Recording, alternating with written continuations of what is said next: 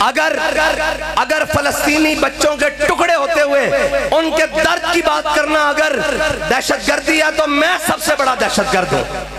اگر ناموس رسالت پر پہرا دینا دہشت گردی ہے تو میں سب سے بڑا دہشت گرد ہوں. اور یار مطلب کوئی لفظ ہی نہیں ہے ہمارے پاس، میرے پاس تو ذاتی حیثیت میں لفظ ختم ہو گئے. اگر وہ بچوں کی تصویریں دیکھیں تو پھر یاد تو اپنے بچے آتے ہیں نا. ان بچوں کی تصویریں دیکھیں جن کے ہاتھ میں ایک میں فیڈر ہے اور ایک ہاتھ میں پتھر ہے. اللہ کی قسم اس بچے کے اس پتھر کے اوپر ہماری ساری چیزیں قربان. جو باطل کے سامنے لے کے تو کھڑا ہے ایک فیڈر ہی ہے اگرچہ ہاتھ میں. کاش کہ ان کے ہاتھوں میں ایک پتھر ہی آ جاتا.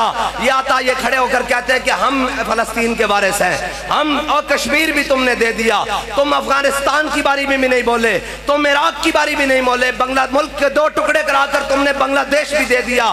آخر کس دن تک ہم جناب سیسا پلائی دیوار کے؟ تمہاری اس سیسا پلائی دیوار میں کچھ نہیں ہے بچوں. اگر ہوتا تو حضرت خالد بن ولید اور ابو عبیدہ بن جراح جب پہنچے بیت المقدس کی دیواروں کے سامنے تو انہوں نے کہا اوے کون ہو؟ انہوں نے کہا محمد عربی کے غلام ہیں. انہوں نے کہا کیا چاہتے ہو؟ انہوں نے کہا فلسطین کی چابیاں چاہتے ہیں. انہوں نے کہا فلسطین کی چابیاں چاہتے ہیں. انہوں نے کہا تم میں وہ کوئی نہیں ہے جس کا ہم نے اپنی کتابوں میں پڑھ رکھا ہے. انہوں نے کہا کیا مطلب؟ انہوں نے کہا تمہارا امیر المومنین تمہارے ساتھ ہے. انہوں نے کہا نہیں، یہ خالد و سیف من سیوف اللہ ہے، یہ ابو عبیدہ ہے امین و حاضل امہ. اس نے کہا نہیں اپنے امیر المومنین کو بلاؤ. حضرت فاروق اعظم کو پیغام پہنچا، کہا ہم آپ کو فلسطین کی چابیاں دینے کے لیے تیار ہیں، عیسائی کہتے ہیں، لیکن شرط یہ ہے کہ آپ خود آئیں.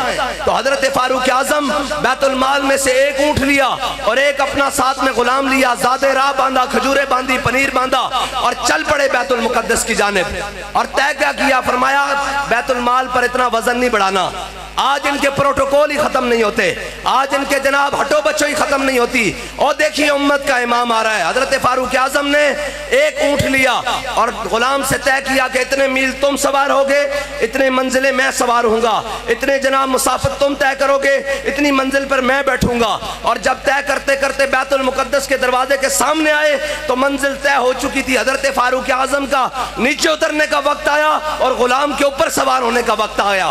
تو حضرت فاروق اعظم نے کہا کہ چل بھئی آ جا تو اوپر چڑھ. اس نے کہا جناب سامنے بڑے یہودی عالم، جناب عیسائی عالم کھڑے ہیں، پادری کھڑے ہیں، پوپ کھڑے ہیں، ان کے رؤساء کھڑے ہیں، تو آپ ہی اوپر سوار رہیں. فرمایا نہیں، تامین حق بحق داراں سپرد. کہندے ایسے بات نہیں ہوگی، میں اپنے آقا و مولا صلی اللہ تعالیٰ علیہ وسلم کا غلام ہوں. وَأَوْفُوا بِالْعَهْدِ إِنَّ الْعَهْدَ كَانَ مَسْئُولًا کا عامل ہوں. فرمایا میرے غلام اب یہ بات نہیں ہوگی، میرا وقت نیچے اترنے کا آیا، تیرا اوپر چڑھنے کا آیا. اور جب غلام اوپر چڑھا اور حضرت فاروق اعظم نے ایسے گونٹ کی نکیل پہنچی تو جب قریب پہنچے نا تو وہ عیسائی عالم حضرت ابو عبیدہ بن جراح اور حضرت خالد بن ولید سے کہنے لگے بتاؤ یہ جو اوپر آ رہا ہے یہ تمہارا امیر ہے یا جو نیچے نکیل پکڑ کے آ رہا ہے یہ تمہارا امیر ہے؟ انہوں نے کہا تمہیں اس سے کیا لگے؟